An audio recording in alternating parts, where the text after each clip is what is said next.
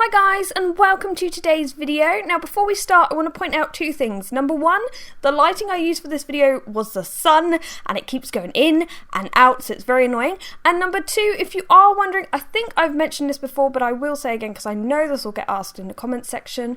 Edgar the privet hawk moth, unfortunately he never came out of his chrysalis. I believe he died. He just stopped moving. He was dried out and undeveloped when I opened the chrysalis. Pretty much as dead as they can be. So that was really a shame. However, the other day, I was walking my neighbour's dog and along the path came this caterpillar. Now, she is a caterpillar, but she won't turn into a butterfly or even a moth. She'll turn into a sawfly. Now, I'll admit, before discovering this caterpillar, I had never even heard of a sawfly. So I was trying to identify it by looking at caterpillars from butterflies and moths. Eventually, I did find out this is actually a birch sawfly. So whilst filming it, I decided to pop out, get some birch leaves for it to feast on. So here are some facts about the birch sawfly. It's one of the biggest in Britain, measuring around 25 millimeters long, which, that's only 2.5 centimeters, but for a sawfly, apparently that's big. You usually see them from May to August, and they are massive pests to crops.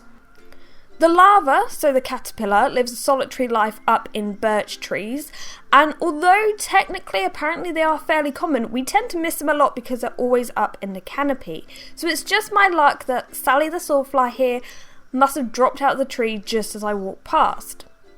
So why are these creatures called sawflies? Well, apparently it's because the females happen to have saw-like lady parts. This helps them to cut through plant tissue in order to lay their eggs.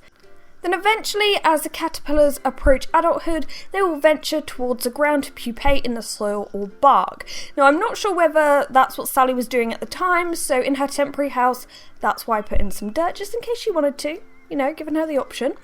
But I'd imagine when they pupate, they probably do it throughout winter, like the hawk moth would, because if the adults rely on crops, then it's not a good time to come out in winter. So she would probably pupate throughout winter and come out in the spring. However, she is free now to do what she likes. She might be a male, she might be a female. I have assumed her gender.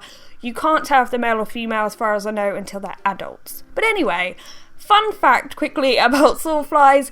They are related to ants, bees and wasps. However, they are completely harmless and cannot sting. So, though they may not be the prettiest peach in the fruit bowl and farmers probably hate them, I think they're pretty interesting little creatures. So I hope you've enjoyed today's video. Thanks for watching and goodbye.